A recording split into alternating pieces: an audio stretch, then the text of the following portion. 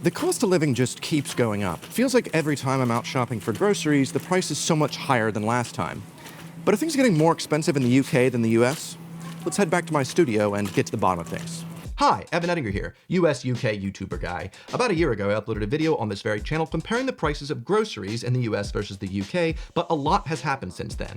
For instance, while the British pound has been struggling a lot, Brexit has completely thrown inflation in the UK into overdrive, and anecdotally, I swear my food shops are so much more expensive than they were last year. Now, you'll see a lot about inflation in the news, but it's really hard to visualize it except for when you get the receipt at the end of your weekly shop. And so, luckily for me, and for you, I've got the exact prices of all the groceries that I used in my video last year, so now we can actually visualize just how much inflation is affecting the US and the UK, and see who actually is gonna come out on top this time. I'm gonna be going with the same rules as I did last year to keep it as similar as possible to avoid any unwanted variables entering the mix. That would be grocery.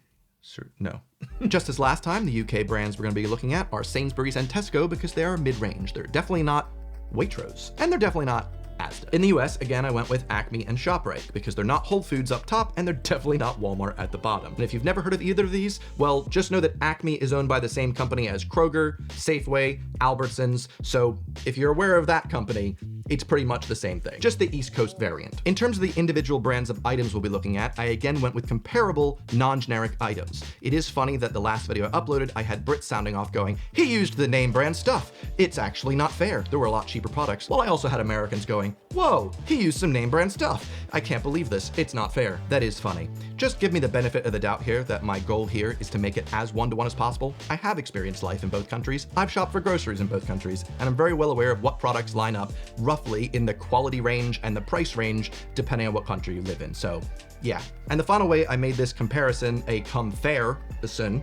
was to use Google Sheets' conversion algorithms to ensure that the weights of the items were normalized. So if one was in ounces, one was in grams, doesn't matter, the price is for the same exact weight of the same item. In terms of tax, most US states actually don't have sales tax on groceries. There are 13 that do, but I'm looking at groceries in New Jersey, which does not have sales tax on food, so that doesn't need to be taken into account. I've converted everything into pounds for Brits on the left-hand side, and I've converted everything into dollars for Yanks on the right-hand side. Without further ado, let's go. Can the US come out on top after last year's embarrassing defeat? Let us see. So, foodstuffs, our first category, an 800-gram loaf of bread. The UK price, £1.39. Not too shabby. The US price, oh God, nearly 3 times more expensive at £4.08. Ooh, sure, the UK is cheaper to buy a loaf of bread, but if we compare each country to how it was last year, well, it looks like the UK's inflation was nearly 16% for that loaf of bread, whereas the US's was nearly 10. This is not looking good. Now, my favorite items we're gonna be looking at today are ones where the brand is the same in the US and the UK, because it removes just that many more extra variables, such as Quaker oats, porridge oats, oatmeal, whatever you wanna call it. 1 kilogram in the UK, pretty cheap breakfast, we're looking at a price of £2.30. Whereas in the US, it's over double at £5.14. However, another one where the US wins, the inflation, the price relatively went up, but not quite as much as the UK. Kellogg's cornflakes, same brand, US and UK, easy to do this comparison. The UK bag of that dreadful cereal, we're looking at £2.25, whereas the US's equivalent price, holy crap, £5.43. However, the US is probably feeling bad right now. They're on the same trajectory as they were last year. But yet again, the UK has had a dreadful year for inflation, and it looks like 1.48% for the US. Wow, that's not too bad. Most Americans probably aren't going to notice that very small increase in price for those Kellogg's cornflakes. But Brits, what? 12.5%. Oh, God. 10 times the rate of increase as the US's. Ugh. And here we go, a close one, a 500-gram bag of basmati rice. It is cheaper in the UK, but not by much, just under £3, whereas the equivalent is just over £3 in the US. Weirdly enough, the increase in price is pretty similar between the US and the UK, with around 16 to 17%, the UK actually snagging one for inflation for once. Hooray, it's still 16%. Now for 250 grams of name brand salted butter, the UK just squeaked by with another win, but if we look at the inflation, the US actually pays less for this butter than they did last year. What? I'm just surprised. I feel like everything has been going up, but the US somehow managed butter to pay a little less. Wow. Also, by the way, I did forget to mention, we're not looking at sale prices in any of these just because I want to make sure it is fair between the countries. Doesn't matter if you're a club card member in either country. And also that way you can really see the inflation based on the retail price. As a bonus, Kerrygold is my favorite butter, and it is available in shops in the US and the UK, imported from Ireland. However, imagine buying your 250-gram block of Kerrygold butter and going, oh, £2.40. I can barely stomach this. I'm gonna go back to margarine.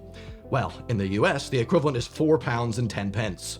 Whoo, wow. Puts a little perspective on it, doesn't it? Next up, 4 pints of whole milk. The UK is yet again 2 times cheaper than the US. But this is one where the price lock was enacted, and the price of milk has not gone up at all year over year in the UK, whereas it did experience a small increase in the US. For any Americans that are unaware, a lot of UK shops do things such as price lock to make sure that the price of some basics doesn't change over the course of multiple weeks, or they'll try and trick people into not going to Aldi or Lidl for the much cheaper basics by saying, we'll match whatever they have. And so because of this good competition, we actually have milk not going up in price. We win this one thing.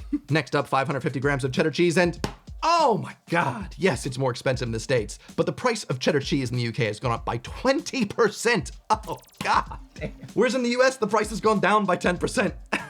They do subsidize their cheese over there, but oh God, I do buy cheese, and this is one thing that I have noticed in a huge differential in price in the last year. And for the final one in this category, a dozen large eggs, in which the UK has finally received a loss. It is just a little bit cheaper to get comparable eggs in the US. Now, this was a narrow race because I made it really comparable, but from my experience in the UK, it's very difficult to find eggs that aren't free range, whereas in the US, you can expect to pay less than half of the price here if you do not care about that, because there are a lot of super tiny caged chickens eggs that you can get in the US. You don't have to shell out as much money, but you know, cruelty and whatnot. Now, even though it wasn't in last year's video, I was going to add a 4-pack of Heinz beans because everybody in the UK always buys those every time they go shopping, right? But they're actually a lot more expensive in the US because we have better beans there. Heinz actually have to be imported, even though it's an American company based in Pittsburgh, hence the logo being a keystone for the Keystone State, Pennsylvania. They actually have to be imported from the Wigan factory in England to get their specific British formulation of baked beans into the States, because no one in the States really enjoys the taste of Heinz baked beans. So even though you can get a 4-pack in the UK for £3.75 this year,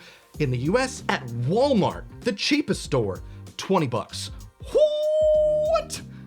Can you imagine spending £4 for 1 can of beans? No. Anyway, I didn't put that one in the calculation because I just don't think that's actually a fair comparison. But without further ado, that is actually the end of the first section. Moving on, we're going to go with fruits and vegetables. Now, before we move on to fruits and vegetables, I want to talk about how inflation is covered in the news, because part of what I'm trying to do here is make inflation a bit more tangible, because usually when we hear about it in the news, well, it's often highly politicized. Keeping inflation in check is a good thing no matter what side of the political spectrum you fall on. That being said, outlets can write about the topic in a different way that can help skew your perception of the issue one way or the other. And that's why today's video sponsor, Ground News, is here to help solve that problem. For instance, if we look at the recent news that the UK's Finance Minister Jeremy Hunt ruled out tax cuts recently for fear of fueling inflation, Ground News allows us to see more of the full picture by seeing what side of the political spectrum is reporting on the news more, who owns each news outlet, and what exactly is being reported. It appears right-leaning sources got angry, and they write about a Tory tax rebellion. They're using very explosive language, as opposed to the left in this very specific case, in which they're reporting a bit more matter-of-factly about the tax cuts and inflation being high. Using Ground News, you can also see how the rest of the world is reporting on this news by changing your location to the US, Canada, or Europe. Ground News also makes it super easy to follow certain topics that you have an interest in and see how the rest of the world is reporting on that topic. By being able to see every side of each story, it really helps you make a more well-rounded view of the news of the world around you, and also helps you find common ground with those opposite you in your political spectrum. So if you want to check it out, go to ground.news/Evan Edinger and sign up for free today, or you can also use my link to get 30% off unlimited access to all the amazing features that I talked about in today's video. So without further ado, thanks Ground News for sponsoring, and let's get back to the prices. All right, fruits and vegetables. So onions, 95 pence for a kilogram versus the US, which is £3.64.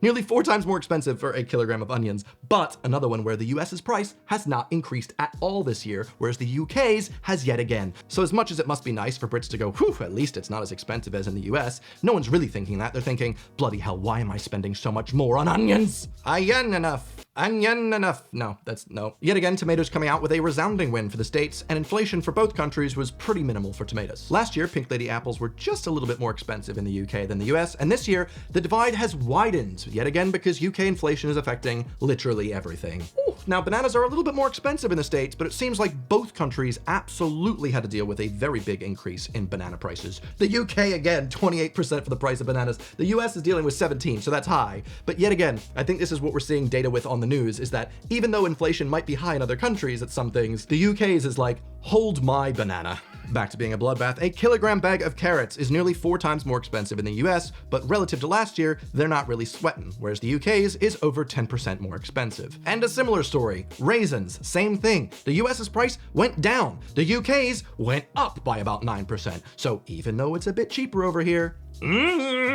what? Cucumber. Well, last year, this was a bit of a fair competition between the cucumbers. However, it's nearly the same price if you buy a cucumber in the US and the UK, because the price of a cucumber has gone up by 33%. What are you guys using your cucumbers for in the UK? What is going on? We having a cuke shortage? What is happening? Oh my God, what happened to the price of canned tomatoes? The US's inflation was 12%, which is pretty high for them, whereas the UK's was 69%. It's nearly double for a can of tomatoes. Buy them fresh, totally fine. Buy a can, almost double in the UK. Probably this time next year when I upload my third version of this video, we might just see the US come out on top for this and quite a few of these if inflation in the UK is just not fixed. We do have a general election next year. We might get the Tories out of office, so we might actually have a chance. And to think they used to be the ones that were supposedly financially sound. They need to learn to read the room, all right? And finally, a bag of potatoes nearly 4 times more expensive in the US. However, we finally get an inflation win. Sure, the US has had a 0% for this one, but the UK's has gone down. So if you want to buy potatoes at your local supermarket, it's actually a little bit cheaper in the UK for once. Thank God. Live off potatoes. All right, that does it for the fruit and vegetable section. Moving on to the meats. Oh God. Ground beef, minced meat, whatever you want to call it. The UK is still cheaper to buy this. However, compared to last year's resounding win, the price of mincemeat has gone up by 47%. This is a huge one that I've actually noticed when I've been shopping recently. I buy a lot of mincemeat, I buy a lot of chicken breasts, and it just feels like my shop is just so much more expensive than it used to be, and I think it really does come down to the meats. Let's see what happens with chicken breasts. 650 grams of chicken breasts, we're looking at £5.33 in the USA, and £4.75 in the UK. So yeah, in terms of inflation, yet again, US's price stayed the same, whereas the UK's has gone up by 13%. God damn. Smoked bacon, another one where it's a little bit more expensive in the US and inflation has caused the UK's to go up by a little bit. I pretty much have sausages, either Cumberland or Lincolnshire, every single day for breakfast, so I've definitely felt this one. Yes, it's more expensive for sausages in the US. However, their price has gone down by about 10%, whereas the UK's has gone up by 24%. God! The price of tuna has stayed the same in the US, whereas in the UK it's up by 42%. Still cheaper than the US, but I don't think anyone's caring about that anymore. And finally with salmon fillets, we actually see a resounding inflation win with the UK. Hooray for 5% compared to the US's 21.8. And that does it for the meats, and all the groceries really. It's time to see the totals. If you were to buy all these items in the UK this week, the price would put you back £58.11, whereas in the US, you are paying £92.41. That is yet again over 50% more expensive for a shop. However, when we compare it to last year's shop, the US's equivalent is an inflation rate of 2.97%. That's not bad. However, and here's where the rough part is, if we look at the UK's inflation, we're looking at 16.26% if you bought each of these items last year and each of these items this year. That's disgusting. That's really rough. The fact that salaries haven't been raising in the last year by 16%, if you haven't received a 16% raise in this 1 year alone, you would be losing money over last year. That's disgusting. This is so bad. And yes, I did try and keep everything as one-to-one as last time, but this also isn't accounting for the fact that some of these brands are going out of their way to participate in shrinkflation. For instance, Sainsbury's for the chicken breasts are charging more and giving you 10 grams less. And you'll see that across lots of different products. For instance, I know Lurpak is doing that. They're now like, oh, you're used to 250 grams? How's 200? But pay the same price. No. Here's a spreadsheet of all the results and everything that I uncovered this year. And yeah, it's just a lot more annoying seeing these numbers physically as opposed to just in my own head of going, oh, that's weird. I never have to spend that much money when I go to the shops every single time. So even though groceries are still cheaper to buy in the UK, That might change year over year, depending on how bad inflation is and how far the UK government lets that slip. Either way, I really like this series, and I will be doing another one next year. I did a video comparing the prices of Aldi's last year, but that one didn't necessarily hit as much as the standard mid-range that I'm doing right now, so I don't know if I'll do a version 2 of that. Depends on if anyone is actually interested. Otherwise, I have a lot of videos that I've pre-filmed that'll be going out in the next couple weeks, even though I'm moving to Berlin for a month, so hooray! If there's any German-centered content you'd like to see, please leave me a comment and I will look into it. In the meantime, comparisons is pretty much the main thing I do on my YouTube channel, so if you're interested in watching other interesting comparisons between the US and the UK, I'll leave a little playlist right here for you to watch to your heart's content. Thank you very much for stopping by my channel, and hopefully I'll see you here for my new video next Sunday. Goodbye. Oh, also, tell me what you think of this new setup. 2 cameras, right? Engaging. The UK won this battle again, but don't be sore. Americans will probably win the war.